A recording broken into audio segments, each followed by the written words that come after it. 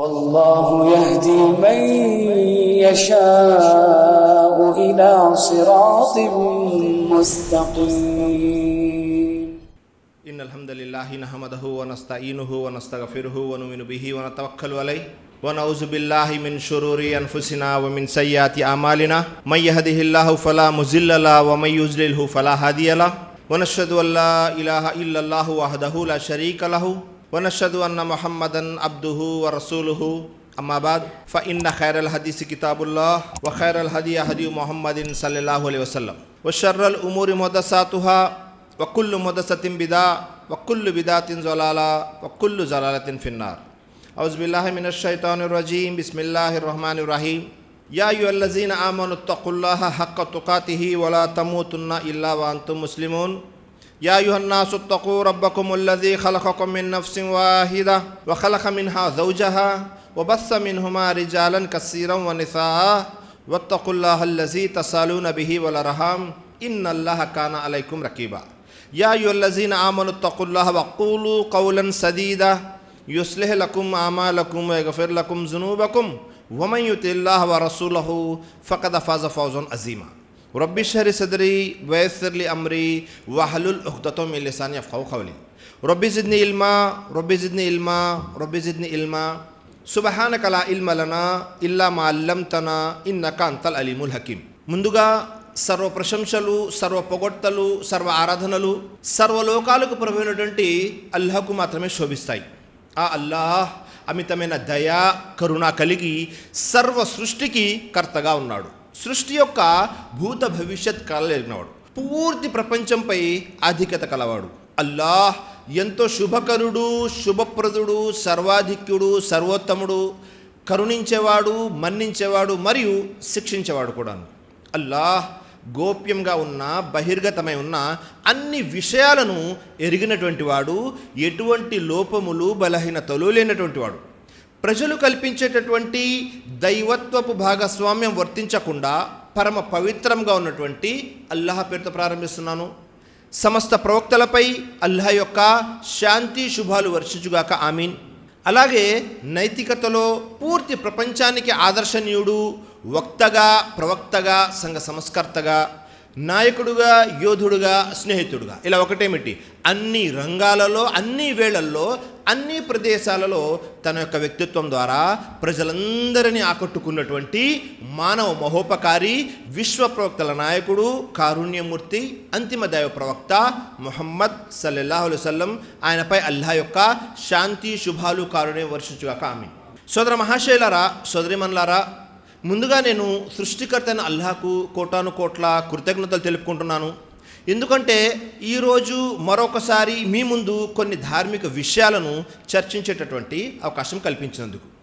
మరి ఈరోజు నేను మీ ముందు చర్చించబోయేటటువంటి, ప్రస్తావించబోయేటటువంటి అంశము ఏమిటి అంటే ఇస్లాంలో కుమార్తెల యొక్క ప్రాధాన్యత, విలువ. ఈ అంశం చర్చించడానికి గల కారణం ఏమిటి అంటే ప్రస్తుతము మన సమాజంలో అనేక విషయాల యొక్క లోటు కనబడుతూ ఉంది. అందులో ఒకటి ఏమిటి అంటే సమాజంలో ప్రస్తుత కాలంలో కూడా కుమార్తెలు ఎవరైతే ఉన్నారో, ఆడపిల్లలు ఎవరైతే ఉన్నారో వారిని తక్కువ చేసి చూసేటటువంటి ఆలోచన సమాజంలో సర్వసాధారణంగా కనబడుతుంది. సమాజంలో మనం చూస్తే ప్రతి ఇంటిలోనూ ఆడపిల్లలు, మగపిల్లలు ఇద్దరూ ఉన్నారు అంటే వారు కుమారులకి ఇచ్చినటువంటి విలువ కుమార్తెలకు ఇవ్వరు. వారు కుమారులకి ఇచ్చినటువంటి ప్రాధాన్యత కుమార్తెలకు ఇవ్వరు. అలాగే పండగలు వచ్చినా, లేకపోతే పెళ్ళిళ్ళు వచ్చినా కొత్త బట్టలు ముందు ఎవరికి కొనాలి అంటే కుమారులకి. కుమార్తెలకి ఏదో ఒకటి వేసుకుంటారులే అనే ఆలోచన సర్వసాధారణంగా ఇది మనం చూస్తున్నాం. ఇస్లాంలో కుమార్తెల గురించి ఏమి చెప్పబడింది, ఏ విధంగా కుమార్తెల యొక్క విలువ ఇవ్వబడింది అనే విషయాన్ని మనం పరిశీలన చేశామనుకోండి. ముందుగా మనము ఖురాన్ గ్రంథాన్ని పరిశీలన చేశామనుకోండి. ఖురాన్ గ్రంథంలో సృష్టికర్త అల్లాహ్ తఆలా తెలియజేస్తున్నాడు 42వ అధ్యాయం 49వ వాక్యంలో, బిస్మిల్లాహిర్ రహమానిర్ రహీం, లిల్లాహి ముల్కు సమావాతి వల్ అర్ద్ యఖ్లుఖు మా యషా యహబు లిమన్ యషాఉ ఇనాసం వ యహబు లిమన్ యషాఉ ఉజ్జుకూర్. అల్లాహ్. భూమి ఆకాశాల సామ్రాజ్యం అల్లాహదే. ఆయన తాను కోరినది సృష్టిస్తాడు. ఆయన తాను కోరిన వారికి ఆడపిల్లల్ని ఇస్తాడు, తాను కోరిన వారికి మగపిల్లల్ని ఇస్తాడు. ఆ తర్వాత వాక్యాన్ని మనం పరిశీలన చేస్తే, అల్లా వారికి మగపిల్లల్ని లేదా ఆడపిల్లల్ని కలిపి ఇస్తాడు, ఇంకా తాను కోరిన వారిని సంతానహీనులుగా చేస్తాడు. ఆయన మహాజ్ఞాని మరియు సంపూర్ణ అధికారం కలవాడు. ఈ వాక్యాన్ని ఒక్కసారి మనం పరిశీలన చేస్తే, లిల్లాహి ముల్కు సమావాతి వల్లర్, భూమి ఆకాశాల సామ్రాజ్యం అల్లాదే. అంటే ఈ పూర్తి సృష్టికి కర్త ఎవరు అంటే అల్లా. ఆయన ఏం చేస్తాడు, తాను ఏది కావాలనుకుంటే అది సృష్టిస్తాడు. ఆయన తాను కోరిన వారికి ఆడపిల్లల్ని ఇస్తాడు, తాను కోరిన వారికి మగపిల్లల్ని ఇస్తాడు. అల్లాహు సమాజంలో మనం చూస్తుంటాము, చాలామందికి మగపిల్లలు కావాలి అన్న కోరిక ఉంటుంది. వారికి మగపిల్లలు పుడతారా? పుట్టరు. చాలామందికి ఆడపిల్లలు కావాలన్న కోరిక ఉంటుంది, కుమార్తెలు కావాలనుకుంటారు, వారికి పుట్టరు. అల్లా ఎవరికి ఆడపిల్లల్ని ఇవ్వారో వారికి కుమార్తెల్ని ఇస్తాడు, ఎవరికైతే మగ సంతానం ఇవ్వాలో వారికి మగ సంతానం ఇస్తాడు. అంటే ఇది మన చేతుల్లో లేని పని. మరియు అల్లా తలుచుకుంటే ఆడమగ ఇద్దరిని కలిపి ఇస్తాడు. ఇంకా అల్లా తలుచుకుంటే సంతానహీనులుగా చేస్తాడు, వారికి పిల్లలే పుట్టరు. అల్లాహ్ ఎంత పెద్ద విషయము, గొప్ప విషయం ఉందో చూడండి. ఇదంతా కూడా అల్లా చేతుల్లో ఉంటుంది, కానీ మన చేతుల్లో ఉండదు. కానీ మనం సమాజంలో చూస్తే పూర్తిగా విరుద్ధంగా కనబడుతుంటుంది. ఎలా? పిల్లలు పుట్టారు, పుట్టుక నుంచే ఎవరింట్లోనైనా మగపిల్లవాడు పుట్టాడు అనుకోండి, మగ సంతానం పుట్టారు, వారు చెప్పే విధానంలోనే ఎంతో ఉత్సాహంగా, ఎంతో ఆనందంగా చెబుతూ ఉంటారు, నాకు మగపిల్లవాడు పుట్టాడు అని. అలాగే వారికి ఎవరైనా ముబారక్ చెప్పాలి, శుభాకాంక్షలు చెప్పాలి, వారు కూడా చాలా ఆనందంగా చెబుతుంటారు, మీకు మగపిల్లవాడు పుట్టాడంట కదా, శుభాకాంక్షలు, ముబారక్ అని. చెప్పే మాటల్లోనే చాలా వ్యత్యాసం కనబడుతూ ఉంటుంది. అదే ఒకవేళ ఆడపిల్ల పుడితే, ఆడ సంతానం కలిగితే చెప్పే విధానం కూడా అంత, ఏదైతే ఉత్తేజం మగపిల్లవాడు పుట్టినప్పుడు చెబుతామో ఆ ఉత్తేజం ఆడ సంతానం కలిగినప్పుడు ఉండదు. ఆడ సంతానం పుట్టిందండి అని ముబారక్ చెప్పేవాళ్ళు కూడా, శుభాకాంక్షలు చెప్పేవాళ్ళు చాలామంది చెప్పరు, ఆడపిల్ల పుట్టారు కదా సరేలే అంటే పుట్టుకలోనే వ్యత్యాసం చూపించేస్తూ ఉంటారు. అల్లాహు అక్బర్. ఎందుకని ఈ వ్యత్యాసం చూపిస్తారు అంటే, చాలామందిలో ఉన్న ఆలోచన ఏమిటి, మగ సంతానం కలగగానే ఈ మగ సంతానం మన వంశాన్ని ముందుకు తీసుకువెళ్తాడు, మన వ్యాపారాన్ని మన తర్వాత చూసుకుంటాడు, లేకపోతే ఉద్యోగం చేసి డబ్బులు సంపాదిస్తాడు, మనకు వృద్ధాప్యంలో అండగా, తోడుగా, నీడుగా ఉండి అన్ని సహాయ సహకారాలు అందిస్తాడు. అల్లాహ్. అదే ఆడపిల్ల పుడితే, ఆడ సంతానం కలిగితే తనని ఎవరికో ఒకరికి ఇచ్చి 20 సంవత్సరాలు పెంచి పోషించి పెద్ద చేసి ఎవరో ఒకరి చేతుల్లో పెట్టాలి, ఆమె వెళ్ళిపోతుంది కదా అన్న ఆలోచన. సోదరులారా, మనము ఒక కోణంలో ఆలోచిస్తున్నాము. అదేమిటి, నిజంగానే మగ సంతానం పుడితే ఈ కార్యక్రమాలన్నీ చేస్తాడు, మన వ్యాపారాలను చూసుకుంటాడు, డబ్బులు సంపాదిస్తాడు, మరియు మనకు వృద్ధాప్యంలో తోడుగా నీడగా కూడా ఉంటాడు, అందులో ఏం సందేహం లేదు. కానీ మరొక కోణంలో ఆలోచించామనుకోండి, ఏ ప్రేమ, ఆప్యాయత, అనురాగము, అభిమానము ఆడపిల్ల, ఆడ సంతానం మనసులో తల్లిదండ్రుల మీద ఉంటుందో అది మగపిల్లవాళ్ళు మగ సంతానంలో ఉండదు. వారు చాలా సున్నితంగా ఉంటారు కాబట్టి ఎక్కువ ప్రేమను చూపిస్తూ ఉంటారు తల్లిదండ్రుల మీద, ప్రేమ కానీ, అభిమానం కానీ, ఆప్యాయత కానీ. మరియు తల్లిదండ్రులకి విధేయులై ఉంటారు, తల్లిదండ్రులకి తిరస్కరించే వాళ్ళు చాలా తక్కువ. సమాజంలో మనం చూస్తుంటాము, మగపిల్లవాళ్ళు ఎంతైతే తిరస్కరిస్తారో తల్లిదండ్రుల్ని, ఆడపిల్లలు అంత తిరస్కరించారు, విధేయత చూపిస్తూ ఉంటారు ఎప్పుడు కూడా. వారికి పెళ్ళైపోయి వెళ్ళిపోయిన తర్వాత కూడా వాళ్ళ ఇంట్లో ఉంటారు, కానీ వారు ఎప్పుడు కూడా తమ తల్లిదండ్రుల గురించి ఆలోచిస్తూ ఉంటారు. చిన్నప్పటి నుంచి ఎంతో ప్రేమగా, ఆప్యాయంగా పెంచి పోషించారు నా తల్లిదండ్రులు, ఎలా ఉన్నారు అని ఆలోచిస్తూ ఉంటారు. అల్లాహ్. ఆడపిల్లల్ని తక్కువ చేసి చూడడం అనేది ముందు నుంచి వస్తున్నటువంటి ఆచారం. అదొక ఎలాంటి ఆచారం అంటే ఎవ్వరు ఇష్టపడినటువంటి ఆచారం. మన మానవ నైజం కూడా ఎలా తయారైపోయింది అంటే, మిగతా అన్ని జంతువుల్లో ఆడ సంతానం కలిగితే చాలా ఆనందం ఉంటుంది. ఉదాహరణకి గేదెలు, ఆవులు, మేకలు వీళ్ళకి ఆడ సంతానం కలిగితే మనం సంతోషిస్తాము. ఎందుకని? ఇంకా సంతాన ఉత్పత్తి పెరుగుతుంది అని. అదే మనకు ఎవరైనా ఆడ సంతానం కలిగితే మనం చాలా విచారం వ్యక్తం చేస్తూ ఉంటాము. అదేదో జరగకూడని పని జరిగిపోయింది అన్నట్టు చూస్తుంటాము. చాలామంది ఆడ సంతానం కలిగితే ఎలా చెప్తారు అంటే పదాలు, ఇంకేం చేస్తాంలేండి, అల్లా ఇష్టం, ఏదైతే జరిగింది, ఇంక మనం ఏం చేయలేం కదా, మా చేతుల్లో ఏమీ లేదు కదా. ఎలా మాట్లాడతారు అంటే హఠాత్తుగా మన ఇంట్లో ఏదో ఒక ఉపద్రవం వచ్చేసింది, లేదా ఎవరైనా చనిపోయారు, సహనం వహించాలి కాబట్టి సహనం వహిస్తున్నాం అన్నట్లుగా ఉంటుంది వారి మాటలు. అల్లాహ్ అక్బర్. ఇది ముందు నుంచే వస్తుంది. దైవప్రవక్త ముహమ్మద్ సల్లల్లాహు అలైహి వసల్లం వారు ప్రవక్త అవక పూర్వం సౌదీ అరేబియాలో కూడా ఆడపిల్ల పుట్టడాన్ని అవమానంగా భావించేవారు. ఎలా అవమానం అనుకునేవారు? దాని గురించి సృష్టికర్త అయిన అల్లాహ్ ఖురాన్ గ్రంథంలో ఒక వాక్యాన్ని అవతరింపజేశాడు. వారు ఎలా అనుకుంటున్నారు అనే విషయం సృష్టికర్త అయిన అల్లాహ్ తఆలా తెలియజేస్తున్నాడు. వఇజా బుష్షిర అహదుహుం బిల్ ఉన్సా జిల్ల వజ్హుహు ముసద్దం వహువ కజిం. అల్లాహ్ అక్బర్. వారికి ఎప్పుడైతే కూతురు పుట్టిందన్న శుభవార్త వినిపించబడుతుందో వారి ముఖం ఎలా అవుతుంది? నల్లగా తయారైపోతుంది. మరియు లోపలే వారు కుతకుతలాడిపోతూ ఉంటారు. లోపలే ఒక రకమైన ఆందోళన చెందుతూ ఉంటారు. కూతురు పుట్టింది అన్న శుభవార్త. కూతురు పుట్టడం అనేది దుర్వార్త కాదు, శుభవార్త అంటున్నాడు అల్లా. ఎప్పుడైతే అక్కడ ఉన్న వాళ్ళకి చెప్పడం జరిగిందో వారి ముఖము కాస్త నల్లగా అయిపోతుంది. మరియు వారి లోపల మనసు చాలా ఆందోళనగా, విచారంగా ఉంటుంది. ఆ తర్వాత వాక్యంలో కూడా అల్లాహ్ తఆలా తెలియజేస్తాడు, ముఖం ఎలా అవుతుంది? నల్లగా తయారైపోతుంది.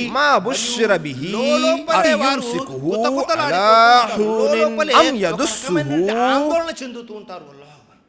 అల్లాహ్ ఈ వాక్యం తెలియజేస్తూ ఈ దుర్వార్త విన్న తర్వాత అతను ఏమనుకుంటాడు? నేను ఇప్పుడు ప్రజలకి ముఖం ఎలా చూపించను? అతను ఏం చేస్తుంటాడు? నక్కి ప్రజలకు కనబడకుండా తిరుగుతూ ఉంటాడు. ఇక్కడ సృష్టికర్త అల్లాహ్ తఆలా తెలియజేస్తున్నాడు, ఎప్పుడైతే ఆడ సంతానం కలుగుతుందో అతనేం చేస్తాడు? ముఖం నల్లగా అయిపోతుంది. మొదటి విషయం, లోపలే విచారాన్ని వ్యక్తం చేస్తుంటాడు. ఆ తర్వాత ఇప్పుడు నేను ప్రజలకి ముఖం ఎలా చూపించను అంటే, ఆడపిల్ల పుడితే ప్రజలకి ముఖం చూపించడం కూడా ఇష్టపడేవారు కాదు అరబ్బులు ఆ సమాజంలో. ఆ కాలంలో ప్రవక్త ముహమ్మద్ సల్లల్లాహు అలైహి వసల్లం వారు రాకముందు. ఇంకా ఈ అవమానం అంటే ఆడపిల్ల పుట్టడాన్ని అవమానంగా భావించి ఈ అవమానాన్ని భరిస్తూ ఇప్పుడు నేను ఈ బిడ్డను ఉంచాలా, లేకపోతే ఈ బిడ్డను చంపేయాలా, సజీవంగా పాతి పెట్టాలా అని ఆలోచిస్తూ ఉంటాడు అల్లాహ్. చూడండి ఎంత ఘోరమైన విషయం. చూడండి, అరబ్బుల్లో ఉన్నటువంటి ఒక ఆచారం ఏమిటో తెలుసా?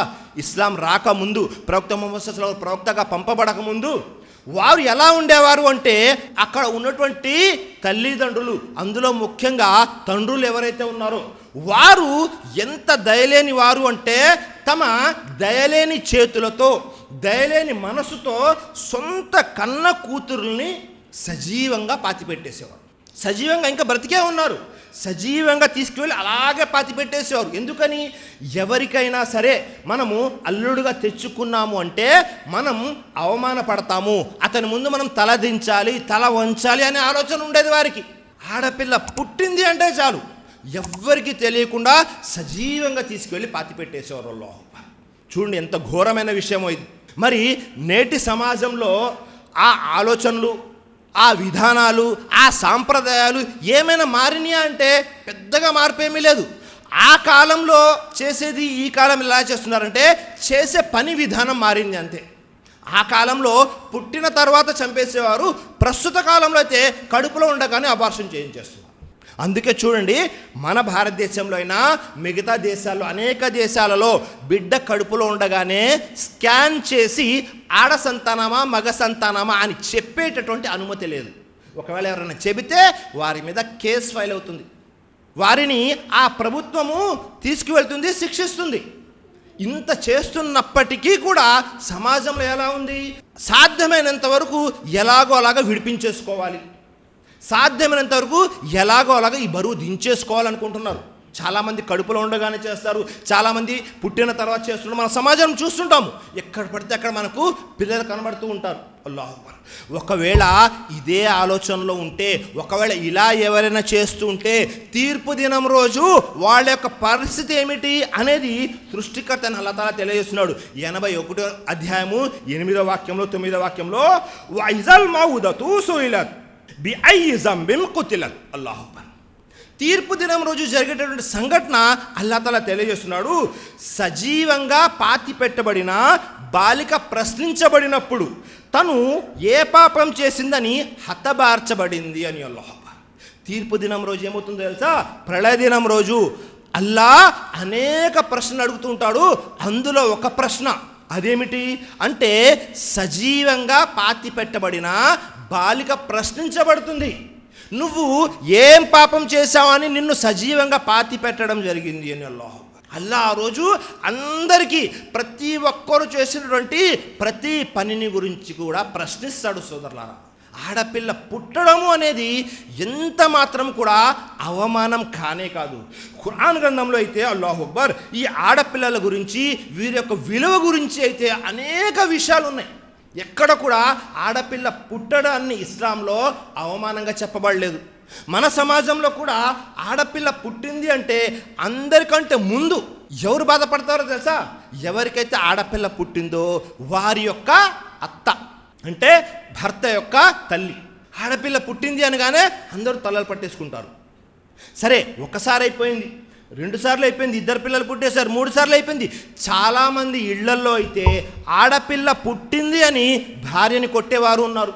ఆడపిల్ల పుట్టింది అని భార్యకు తలాఖ్ ఇచ్చేసి, విడాకులు ఇచ్చేసి పంపించేసి వారు కూడా ఉన్నారు. అల్లాహ్ సోదరులారా, పిల్లలు ఏం పుట్టాలి, ఎవరు పుట్టాలి, ఎలా పుట్టాలి అనేది ఎవరి చేతుల్లోనూ ఉండదు. భర్త చేతుల్లోనూ ఉండదు, భార్య చేతుల్లోనూ ఉండదు. అల్లాహ్ తాను తలచినది ఇస్తాడు. అల్లాహ్ కనీసం ఈ జ్ఞానం కూడా లేకుండా ఆడపిల్లలు పుడుతున్నారు అని ఇంట్లో ఉన్నటువంటి వారందరూ కూడా ఆ భార్య మీద, ఆ కోడలి మీద అనేక రకాలుగా టార్చర్ చేస్తుంటారు. వారికి అనేక రకాల ఇబ్బందులు గురి చేస్తూ ఉంటారు. సమాజంలో చూస్తుంటాము, 2 కోడళ్ళు ఉన్నారు లేదా 3 కోడళ్ళు ఉన్నారు. ఎవరిని బాగా చూసుకుంటారు? ఎవరికైతే మగ సంతానం ఉందో ఆ కోడల్ని, వాళ్ళ పిల్లల్ని జాగ్రత్తగా చూసుకుంటూ ఉంటారు. ఎవరికైతే ఆడ సంతానం ఉందో వారిని సరిగ్గా పట్టించుకోరు. సమాజంలో మనం చూస్తున్నాము. ఇది పూర్తిగా ఇస్లాంకి వ్యతిరేకమైన పని. సోదరులారా, ఈ సృష్టి నడవాలి అంటే మగవాళ్ళు ఎంత అవసరమో ఆడవాళ్ళు కూడా అంతే అవసరం. ఇదేదో మళ్ళీ ఇప్పుడు మగవాళ్ళకి వ్యతిరేకంగా, మగ సంతానానికి వ్యతిరేకంగా చెప్పబడేటటువంటి ప్రసంగం కాదు. ఎందుకని?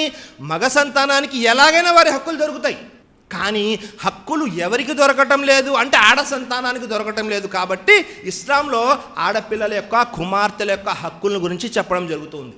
దైవప్రవక్త ముహమ్మద్ సల్లల్లాహు అలైహి వసల్లం తెలియజేశారు. తిర్మిజీ మరియు ఇబ్నే మాజా యొక్క హదీస్.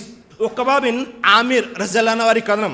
దైవప్రవక్త ముహమ్మద్ సల్లల్లాహు అలైహి వసల్లం తెలియజేస్తున్నారు, మన్ కాన లహు సలాసు బనాత్, ఎవరికైతే 3 బనాత్, 3 కుమార్తెలు ఉంటారో, ఫసబర అలైహిన్న వతమహున్న వసకాహున్న వకసాహున్ కున్న లహు హిజాబిన్ మినన్ నారి యౌమల్ ఖియామా.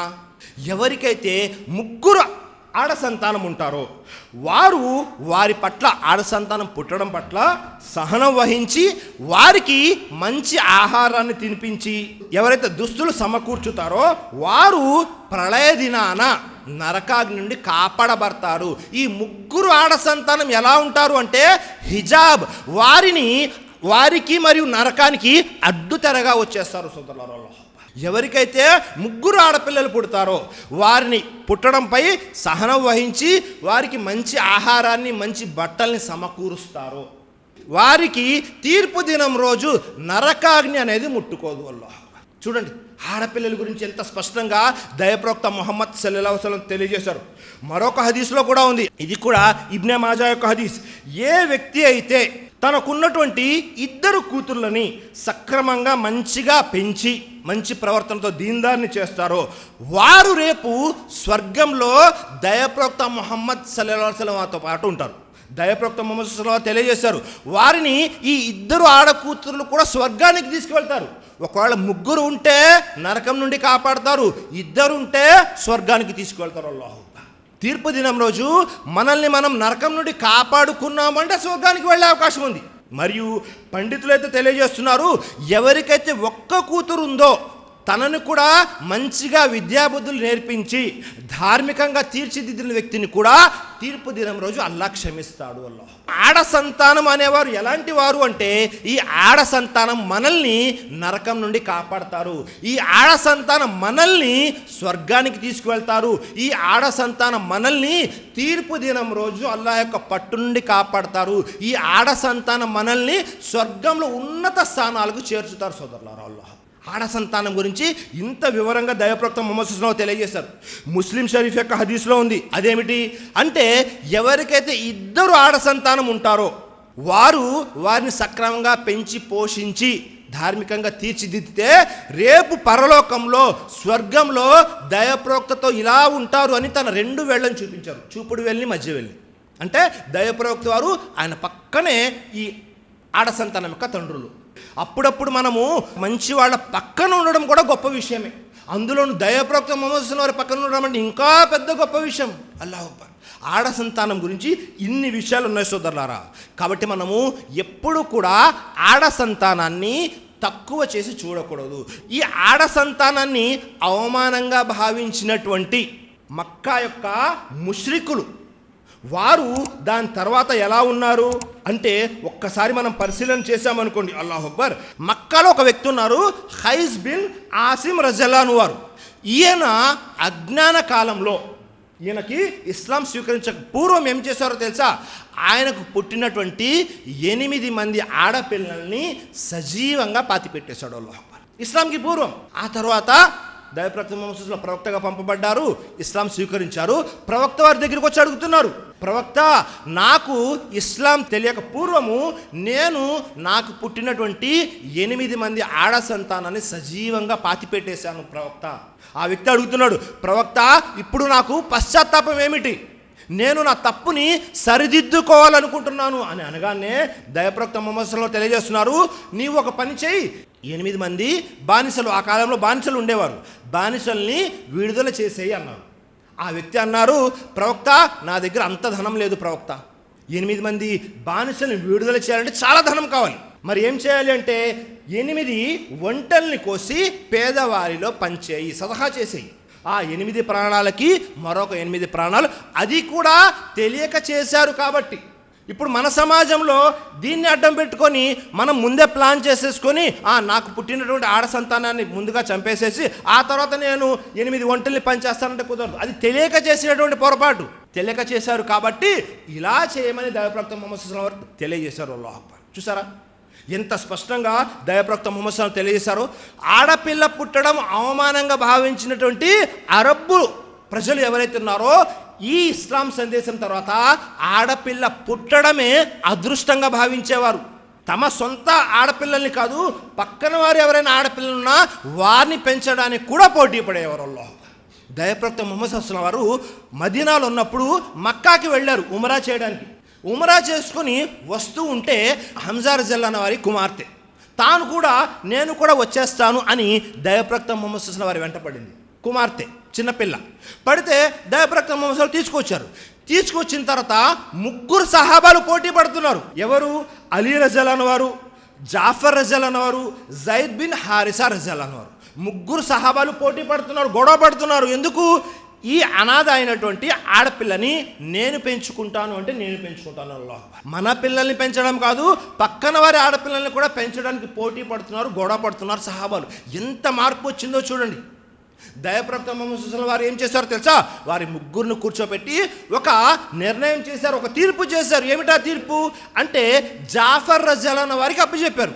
ఎందుకని జాఫర్ రజల్లాను వారికి అప్పచెప్పారు ఆ కుమార్తెని అంటే, జాఫర్ రజల్లాను యొక్క భార్య ఎవరైతే ఉన్నారో ఆమె, ఆ పిల్ల ఎవరైతే ఉన్నారో, ఆ కుమార్తె ఎవరు ఉన్నారో తనకి పిన్ని వరుస అవుతుంది. అల్లాహ్ పిన్ని వరుస అంటే స్వతహాగా తల్లిలాగానే చూస్తుంటారు.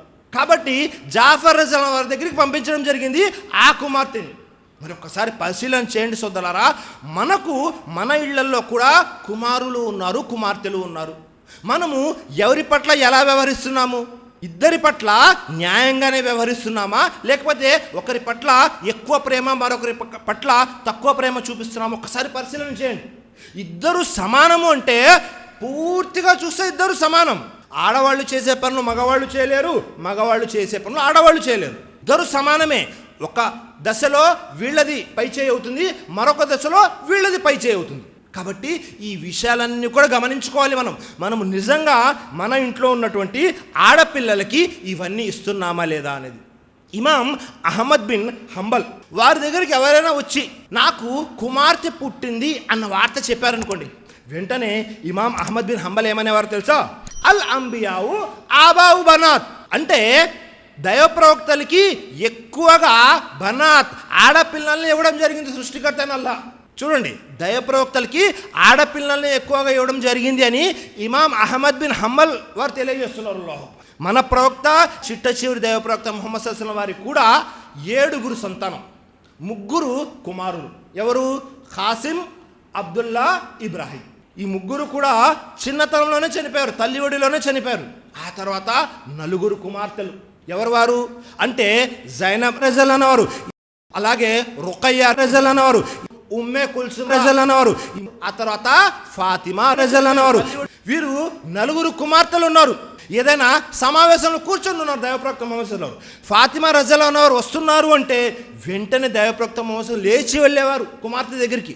వెళ్ళి తన నుదుటిని ముద్దాడేవారు, తీసుకువచ్చి తన తొడ మీద కూర్చుని పెట్టుకునేవారు, కుడి పక్క కానీ ఎడమ పక్కన కానీ. అలాగే ఎప్పుడు దైవప్రవక్త ముహమ్మద్ సల్లల్లాహు అలైహి వసల్లం వారు ఫాతిమా రజల్ అనేవారు ఇంటికి వెళ్ళినా అప్పుడు కూడా ఫాతిమా రజల్ అనేవారు ముందు వెళ్ళి తన తండ్రికి స్వాగతం పలికేవారు. అల్లా ఆడపిల్లల గురించి, కుమార్తెల గురించి ఎలాంటి ప్రేమని పెట్టాడు అంటే అల్లాహు అక్బర్. మనం చూస్తుంటాము, కుమార్తెలు అన్నా వాళ్ళ కుమార్తెలన్నా కూడా ఎక్కువ ప్రేమ చూపిస్తుంటారు. కుమార్తెలు మనవరాళ్లపై కూడా ఎక్కువ ప్రేమ చూపిస్తూ ఉంటారు సమాజంలో మన పెద్దవాళ్ళు ఎవరైతే ఉంటారో. దైవప్రవక్త ముహమ్మద్ సల్లల్లాహు అలైహి వసల్లం వారు కూడా జైనబ్ రజల్ అనే వారి కుమార్తె ఉమామాని కూడా దైవప్రవక్త ముహమ్మద్ సల్లల్లాహు అలైహి వసల్లం వారు ఎత్తుకునేవారు. అల్లాహు అక్బర్. ఫాతిమా రజల్లాహు అన్హా యొక్క కుమారులు, వాళ్ళని జాగ్రత్తగా చూసుకునేవారు, గారాబం చేసేవారు. అలాగే జైనబ్ రజల్లాహు అన్హా వారి యొక్క కుమార్తెను కూడా జాగ్రత్తగా చూసుకునేవారు. ఒక్కసారి దైవప్రవక్త ముహమ్మద్ సల్లల్లాహు అలైహి వసల్లం నమాజ్ కోసం నిలబడుతున్నారు. ఈ ఉమామా వచ్చారు. ఎవరు? జైనబ్ యొక్క కూతురు, స్వతహాగా మనవరాలు. ఆమె మీద ఎక్కుతుంది నమాజ్లోనే. దైవప్రవక్త ముహమ్మద్ సల్లల్లాహు అలైహి వసల్లం ఆమెను ఎక్కించుకొని నమాజ్ చేసుకుంటూ వెళ్ళారు. పూర్తి నమాజ్ కానించేశారు. అల్లాహ్ ఎంత ప్రేమను అల్లాహ్ పెట్టాడో చూడండి. కాబట్టి సోదరులారా, కుమార్తెలని తక్కువ చేసి చూడడం అనేది ఇస్లాం పూర్తిగా వారించింది. కుమార్తెలు తక్కువ కాదు, కుమారులు ఎక్కువ కాదు, ఇద్దరు కూడా సమానమే. అల్లా ఈ సృష్టిని ముందుకు నడపడం కోసము ఈ విధంగా ఒక ప్రణాళికాబద్ధంగా తీసుకువెళ్తున్నాడు. మరి మనము ఇవన్నీ కూడా జాగ్రత్తగా గమనిస్తున్నామా లేదా? అలాగే స్వతహాగా మన ఇంట్లో ఉన్నటువంటి కుమార్తెల పట్ల ప్రేమ, ఆప్యాయత, అభిమానం ఉన్నాయా లేదా అనేది పరిశీలన చేసుకోవాలి. అలా కాకుండా మనం ఒకరి మీద ప్రేమ ఎక్కువ, మరొకరి మీద ప్రేమ తక్కువ చూపిస్తున్నాము అంటే అది పూర్తిగా విరుద్ధం. చాలామంది సమాజంలో ఎలా ఉంటారు అంటే కుమార్తెలంటే ఎనలేని ప్రేమ ఉంటుంది, కుమారులంటే అసలు పట్టించుకోరు. ఇది కూడా తప్పే. కుమారుల మీద ప్రేమ తక్కువ చూపించడము తప్పే, అలాగే కుమార్తెలని తక్కువ చేసి చూడడం కూడా తప్పే. ఇద్దరిని కూడా సమానంగా చూడాలి. ఎక్కడ ఎవరికి ఎంత ప్రాధాన్యత ఇవ్వాలి అనేది మనము షరియత్ ప్రకారము చూసుకోవాలి. సోదరులారా, ఇబ్నే మాజా మరియు తిర్మిజీ షరీఫ్ యొక్క హదీస్ దైవప్రవక్త ముహమ్మద్ సల్లల్లాహు అలైహి వసల్లం తెలియజేశారు.